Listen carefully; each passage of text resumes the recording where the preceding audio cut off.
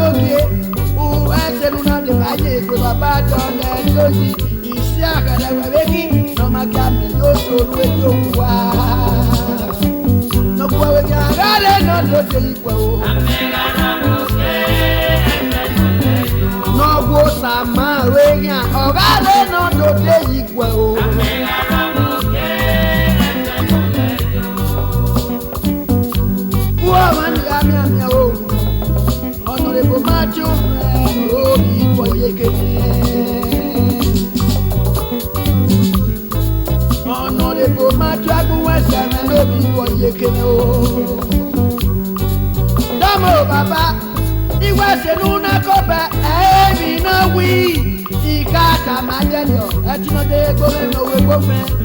Honorable Matthew, Taje Raje Wele. Egi we ya fefefe, the time already again. Iyan aje wa koko re nu balama. Ori bo ti bayene, ona je kwa pepepe. Owi eja ya ebe, ona ya ti yiri na tupoji. Egbe Maria gogo, ọmọ kede ni. Owe go ne ya iye. No we Matthew we ya, orale no do te yipo. No question we ya, orale no do te yipo. No guapa we ya, orale no do te yipo. No gumenwa we ya, orale no do te yipo. No guapa manu we ya, orale no do te yipo. Ọmọ náà gbọ́ ewé ní àyà, kálẹ̀ náà ló dé ìwẹ̀ o.